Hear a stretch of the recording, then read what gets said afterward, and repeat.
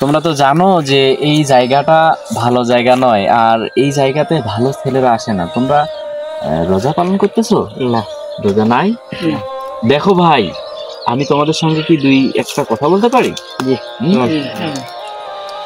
দেখো ভাই, এটা হচ্ছে মাহে রমজান মাস। এই রমজান মাসে আমাদের কি করা প্রয়োজন? রোজা পালন করা অবশ্যই। রোজা আমাদের বাপদাদার সম্পদ নয় যে আমরা চাইলেই রোজা পালন করব, আবার না চাইলে রোজা করব না। এটা আমাদের বাপদাদার সম্পদ নয়, কারণ আমরা এসেছি আল্লাহর জন্য। আর রমজানটা আল্লাহ দিয়েছেই আমাদের জন্য। কেন দিয়েছে?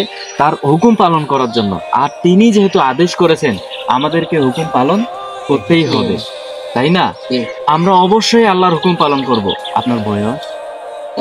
আপনি মাদ্রাসায় পড়েন? আপনি আপনি মাদ্রাসায় পড়েন?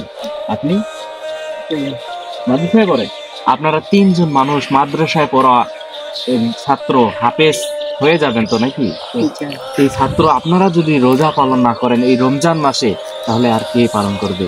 আপনারা তো আগামী দিনের ভবিষ্যৎ, এবং আপনারাই তো আগামী দিনে আমাদেরকে শিক্ষা দিবেন, এবং আমাদের জানাজা আপনাদের কাছ থেকেই তো হবে। আপনারাই তো আমাদের জানাজা পড়াবেন। তাহলে কেন আপনারা রমজান মাসে রমজান পালন করবেন না? আমার চিঠি পড়াও কোনো অভিজ্ঞতা নাই, কিন্তু আমি ছোট্ট বিবেকে বলি, আল্লাহ আমাদেরকে এই রমজান মাস দিয়েছে শুধুমাত্র তার অনুগত করার জন্য এবং তার মন রক্ষা করার জন্য। এই মাসে আমরা যদি আল্লাহ তাআলার মন রক্ষা করতে পারি, তাহলে আল্লাহ আমাদের হয়ে যাবে, আর আমরা আল্লাহর হয়ে যাব। আর আল্লাহ যখন আমাদের হয়ে যাবে, তাহলে নবী আমাদের হয়ে যাবে। আর নবী যখন আমাদের হয়ে যাবে, আমাদের জান্নাতের রাস্তাটা ক্লিয়ার হয়ে যাবে, খোলসা হয়ে যাবে।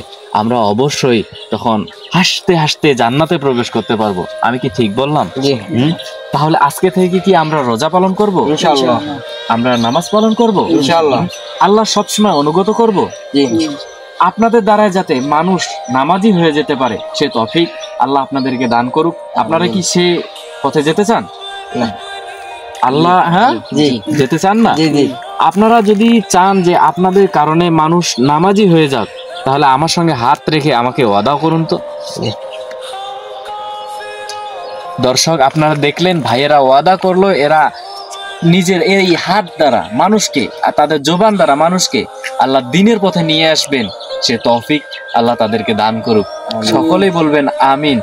এবং সকলে আসুন আমরা রমজান মাসে সিয়াম পালন করি এবং আল্লাহর অনুগত, আল্লাহর সন্তুষ্টি আদায় করি এবং আল্লাহর প্রিয় বান্দা হয়ে যাই।